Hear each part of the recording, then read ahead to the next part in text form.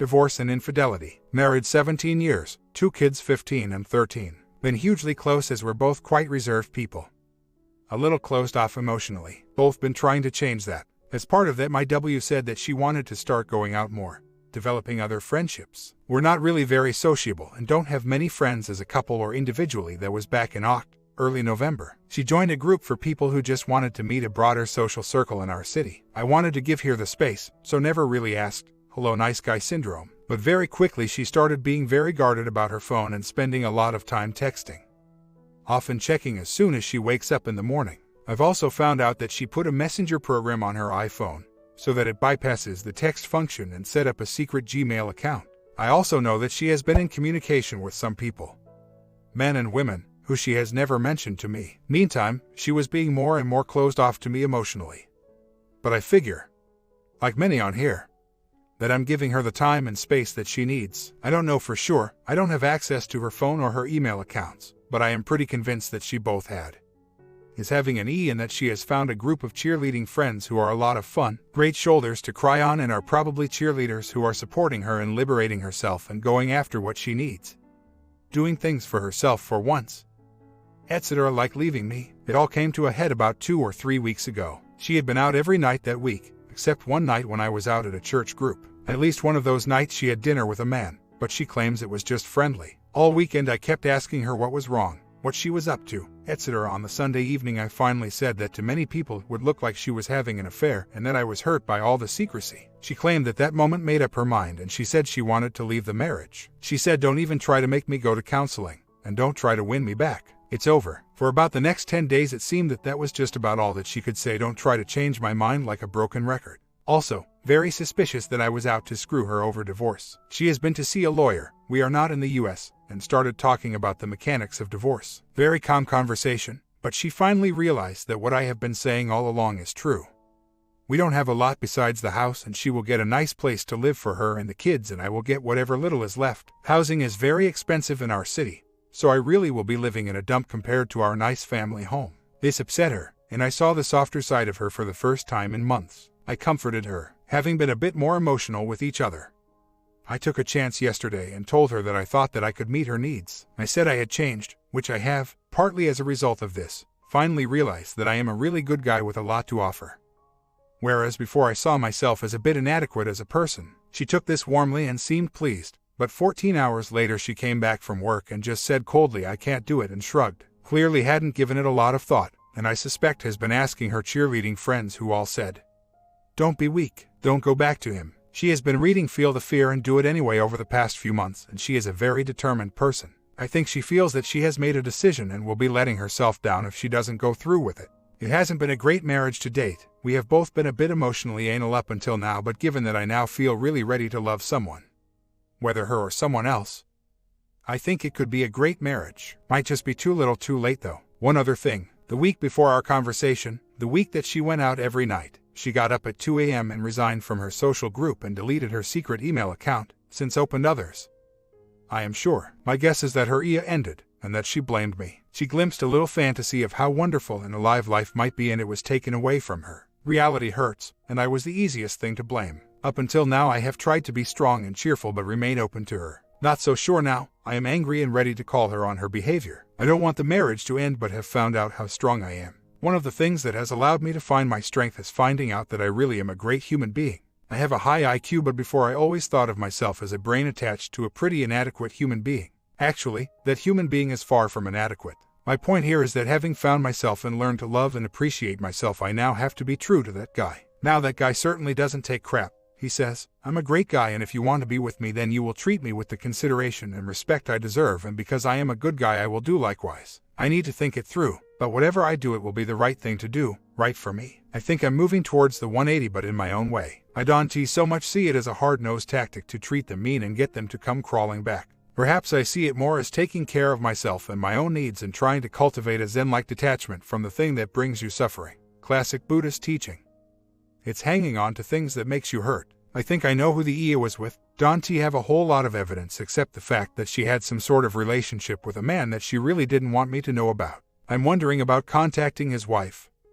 I think he's married, not entirely sure. and seeing what her take on it is. I think the year is over and I'm wondering whether he was busted. The alternative is to confront him directly, but I can't see getting a whole lot out of that. Probably just end up with me ranting like an idiot and him issuing calm denials. I certainly won't get any information out of him and will just show my hand. Oh, and I've put up the emotional walls, not showing any care for her well-being or interest in her life, just calmly talking about domestic arrangements. Hardest thing is actually not letting the anger show through because I'm going through a phase of being very, very angry with her. I was thinking of telling her that when we do eventually tell the children that I will insist that they know everything. That she had relationships with men, probably platonic. But who knows, that she was very careful to keep secret from me and that she kept going on and on about wanting to do something for herself. With me and the kids. Won't do it, because that would be using the kids as pawns in our relationship. But I really feel like it. Perhaps I will insist that they know about it when they are old enough. Just had an email from her asking if we can schedule some time this weekend to talk about things. T thinks she wants to talk about the whole state of our marriage but is probably concerned that suddenly I'm emotionally withdrawn and her nice cuddly comfort blanket is gone. When I asked to schedule some time to talk about things 2 weeks ago. A week after she dropped her bombshell on me. She went off the deep end and accused me of trying to control her and being manipulative. Very tempting to throw that one in her face, but I know I shouldn't. That is not the cool, calm, 180 man. Wondering how to play it, both responding to email and playing the actual meeting, which I think we will have. My basic line is that we either have a full marriage or we have nothing. I offered to work on our marriage a few days ago and she threw it back in my face, so she has voted for nothing. She doesn't get to pick and choose the bits she likes, like the nice sap who listens to her moan for 2 hours about how bad it is at her workplace, and discard the rest. I'm worth more than that and I will not be disrespected in that way. I'm now trying to approach this like a business negotiation, and one in which I am in a strong position, because although she has said that she wants to end things, I too am willing to walk away. In those circumstances in business, if the other side requested a meeting, I wouldn't necessarily refuse to meet them, but, as you rightly say, I would certainly meet them on my terms. In business, being overly aggressive and generally overplaying your hand can look as weak and insecure as caving in. I'm worried about coming across like that. If I suddenly discover something I urgently need to do on Sunday, then it will be pretty clear that I have invented something as an excuse not to meet. And that could look weak, a poor bluff, a busted flush. Possibly better to play it along the lines of I'll get around to our discussion when I'm ready and keep her waiting rather than fixing a time. And then insisting that we meet where I want to meet, like outside the house. And insisting that we discuss things I want to discuss before I let her say what she wants to say, which she now says are D issues. She wants to discuss the process that she has already set in motion and to make it as amicable as possible. Amicable equals you want my cooperation, a point to ponder. I need to think about all of this, and thanks again for the input, but my gut instincts are 1. To be me, not to try to play some macho character who throws his weight around. The 180 only works if it's totally genuine. If you fake it and try to play a character you are not, she will spot it a mile away and it will just look like a pretty pathetic bit of posturing. 2. To put my business head on and be the person I am at work, since I know I can pull that off fairly easily. I can stop myself from getting emotional and I can focus on putting what I want at the top of the agenda, but I have to work out exactly what that is first. Another question. I really want to know what happened with the emotional affair. Guys, am I right in thinking that it would be a bad idea to bring this up and make talking about this my condition for talking about what she wants to talk about? Although I really want to know, it seems needy and goes against the 180 philosophy of building yourself a new future, and I am sure that she will never admit to it unless confronted with undeniable evidence. Real setback this morning. Or was it? Not a great 180 moment, but maybe a useful one in the long run. I was out last night and everyone was in bed when I got home. She was sick this morning, so I start getting kids ready, etc. Then she says we need to talk. I stonewall and walk away, but she says that we need to talk about the kids because they have worked it out. I put off the conversation several more times, but she follows me around the house. Finally end up having the conversation, or 2 or 3 separate disjointed conversations as I keep walking away. But it's about the welfare of my kids, so I find it impossible to just stonewall completely. Probably a mistake, particularly to engage emotionally. But we all make mistakes. Anyway, I think she wants me to make it nice and easy for her.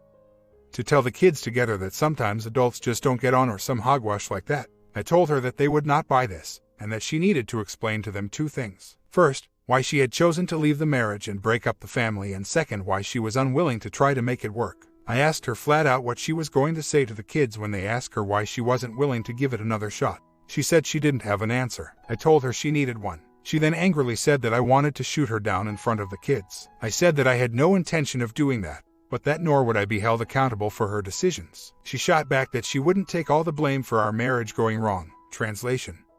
She still doesn't accept any of the blame. In the fog, it's all my fault. At one point I also pointed out that she wasn't so concerned about the kids when she was out every night of the week and they were asking where she was. Or when she kept saying that she was tired of putting me and the kids first and needed to do something for herself. I know I shouldn't have engaged emotionally, but it felt good. Whilst I was getting things off my chest, I also brought up the emotional affair in a roundabout way. I said that when a wife was having relationships with people that she was desperate for her husband to know nothing about, then something was wrong. She didn't deny it and only reacted when I said, "That's called an emotional affair."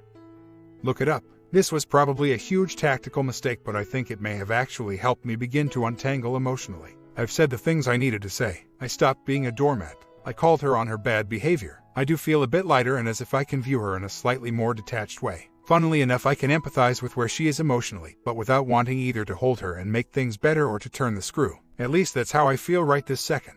And I think in some ways that's the best 180 position of all if I can maintain it. Decent, concerned, as one human to another. No more than that, and yet not emotionally invested in her outcome. That's for her. I'm suddenly much less curious about the suspected emotional affair. Although I might just do a little bit more digging just so I have an ace up my sleeve if I need it. Life seems determined to dump everything it can on me, not content with taking away my wife, my family, and the majority of my possessions. It now wants to take away my health. Don't want to go into too many details here, but let's just say that I need to have a number of very frightening procedures which may or may not work. If they don't work, it could have a significant and permanent impact on my day-to-day life. I walked out of the hospital yesterday with tears streaming down my face. Thank God it was dark, but I wasn't saying why me. I was saying to whoever is out there, okay, if this is the way you want it, then bring it on. I stand alone and I fight. Whatever more you want to throw at me, do your worst. I was literally this demented guy striding down the road with big heavy tears rolling down my cheeks, jaw tightly clenched, saying aloud, "I will not be defeated." People were scattering and looking for the hidden camera. That sort of defiant high can't last forever, of course, but at least this morning I still feel determined. I have to go back to the hospital later on. I'm scared, very scared, but I'm going to face it head on. And alone, just me against the world. I did eventually tell the STBXW more or less what was happening, but I told her that this was part of my new life and that I was facing it alone. On my terms. I only told her because I remembered that one of the 180 principles is not to do anything to push her away, and shutting her out completely was doing that. Hope that's right. Meanwhile, she has been sick and I have been looking after her like any decent human being would, making food and cups of tea. But trying to do it in a very detached way. Like a professional nurse who does not engage emotionally with the patient. Otherwise, been trying to ignore her and minimize contact. It feels strange, more as if I'm acting like a sulky teenager than a strong man who doesn't need her. But will persevere. Anyone else feel similar? What is life going to throw at me next? Not much more left to take from me apart from life itself.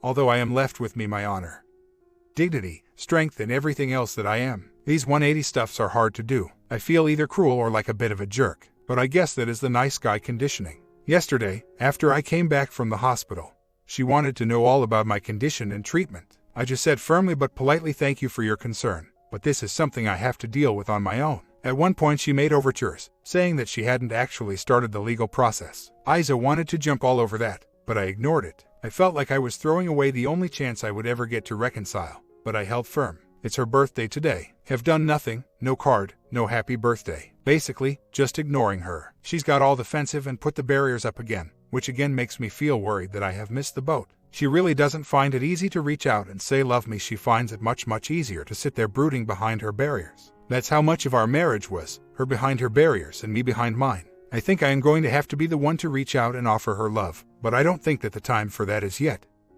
Although I'm still worried that I have missed my chance. Meanwhile, our 15-year-old daughter is completely miserable and won't eat. It's heartbreaking seeing her in pain. Oh, and got some legal documents in the mail today. Nothing major, just some things to clarify home ownership and ensure that she has a claim. But still, nice. I have a much bigger heart and I am not afraid to get out from behind my barrier. So, your question is why I should be the one to do that, when she has brought all of this upon herself, us. The answer, in a nutshell, is because I can and she can't. Does that mean that she gets off scot-free and doesn't have to make any effort or any changes?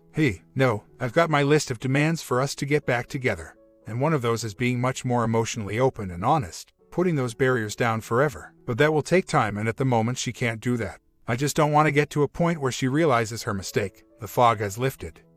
She is ready and willing to change and to put effort into the relationship going forward. Knows that she is in a deep hole of her own making. but is just too damn emotionally constipated to reach out and ask for help and promise to make the changes that she is willing to make. It would just be a real shame if that happened. But of course, she needs to reach that point. She needs to stop blame shifting. She needs to stop being angry at me for the situation that she created. She needs to realize that her grass is always greener fantasy of a free and simple single life is baloney. And most of all, the 180 has to show her that there is a guy right in front of her that she could have a good long-term relationship with. And, of course, if she doesn't get there, then this whole discussion is academic. I'm not going to reach out of pity or desperation. I'm only going to do it if I see a real sign that she regrets what she has done and is prepared to work at the marriage. And it's a one-time thing. Here is an open door to say what you want to say to me. If you're not ready to make the right commitment or aren't sincere, then the door closes forever. That all makes sense to me, but does it smack of self-justification to you? Am I kidding myself? I am prepared to walk away, but if it can work, I want it to work, for the sake of the kids if nothing else. She's got a seething anger on her today, trying to pretend that everything is going just fine by going around the house singing, etc. But I know her too well. She had a tough upbringing, very neglectful, and a lot of anger inside her. I would always try to appease it before. Now she owns it. And I feel like I am dealing with a very angry teenager. I feel empathy but detachment, like a counselor or a teacher. Only thing to do is to wait for the anger to subside, if it ever does. But it certainly isn't going to get to me, and I am not going to engage with it.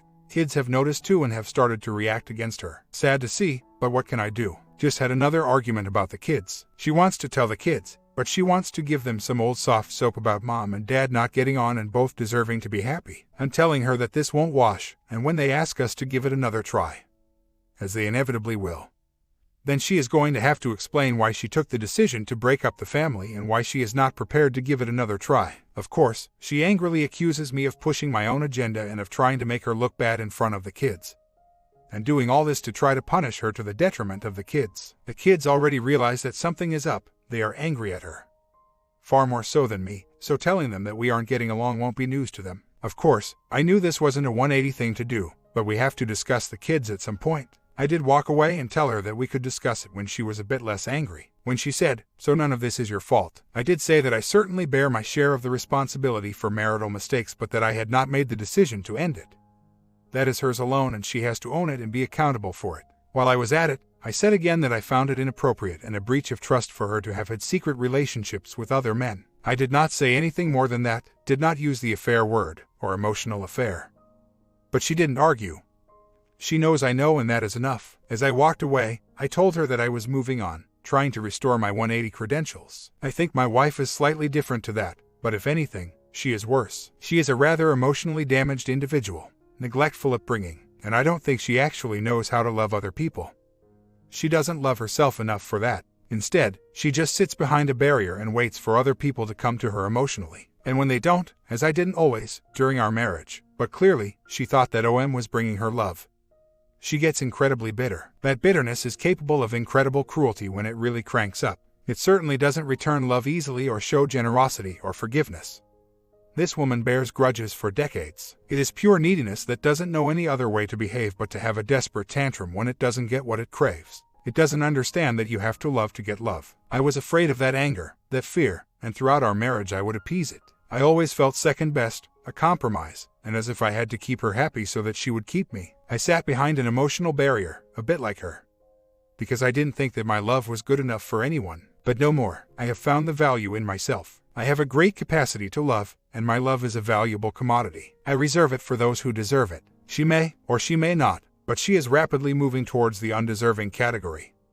These things just take time. Just had the letter from her lawyers. She wants me to admit unreasonable behavior so that it can go through as quickly as possible. That's the way things are typically done in the UK if the divorce is amicable. The piece of crap pencil-neck lawyer is also lecturing me about how we should tell our kids. He claims, based on what my wife is saying, that I want us to tell the kids that it's all her fault. That's not what I said at all. I said that she should be accountable for her decisions. Like, be honest enough to tell her own children that she has decided to walk away from the marriage and that she was unwilling to make any attempts at reconciliation. I was expecting it, but seeing it in black and white, gut-wrenching. The problem, it's about honesty with kids who are old enough to have a pretty good understanding of what's going on. It's also about people taking responsibility for their decisions and their actions and not seeking to hide behind sometimes adults don't get on bullshit. The bottom line is that I am not going to lie to my kids. I am not going to pretend that their world is about to be ripped apart due to a mutual decision. It wasn't a mutual decision. It was her decision, and she needs to explain to the kids how and why she took that decision. Again, this is not to punish her, it is about honesty and accountability. Likewise, when the kids ask us why we won't try to reconcile, I am not going to lie and say that I am not willing to try that, because I am. She is going to have to be honest and to explain to them why she is unwilling to try. If we were dealing with 5-year-old, it would be different. Then, as sometimes adults don't get online, would work. But teenagers are going to want to understand exactly who decided what and why. I am not going to lie just to make the conversation more comfortable for her. And even if I did lie, this is not going to be a one-time only conversation. The kids are going to be asking questions for months to come, and it is inconceivable that the truth won't come out. So, lying is pointless as well as wrong and something that will compromise my relationship with my kids. The kids I am not likely to be living with for that much longer, but nor am I going to dump all over her and demonize her. It's her decision to explain, and once she has finished explaining, I will support her right to make that decision and won't discuss what I think of that decision. I will tell my kids that both their parents love them, that this has nothing to do with them.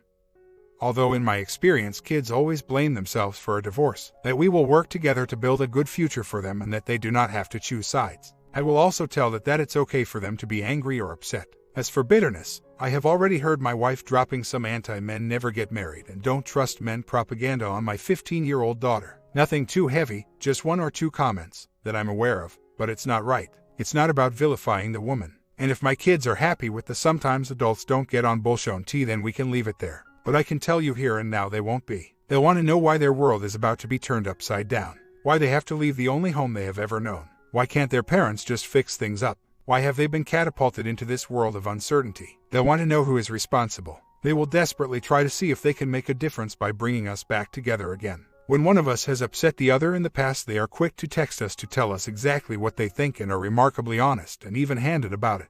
I actually think that treating the kids like adults and letting them know what is going on and answering all of their questions fairly and honestly will help them cope with it and move on far better than spinning them a line because having the honest conversation is too difficult for the adults in the room. So, if you were in my shoes, and your kids came to you and said, "Why can't you get back together with mom, or at least give it a try?" what would you say? There are basically 3 ways to reply to that question. 1. Don't give a straight answer, these things are difficult, blah, blah, blah. 2. Lie. Say you have mutually decided that it just isn't going to work out when that's not actually what you think. 3. Tell the truth. Whilst you respect their mother and her decision, it was her decision to leave and she does not think things can be repaired. I would also add that their mother is a good person and made an honest decision based on what she thought was best. I honestly think that 3 is the healthiest answer for everyone. We just need to agree to the script. She is still concerned that she will look bad if she is honest enough to say that she is the one who has unilaterally decided to leave and that she is the one who has ruled out any attempts at reconciliation. How can I spout that we both think it's for the best bullshit line with any integrity? And how can I then answer the obvious follow-up question, won't you give it another try,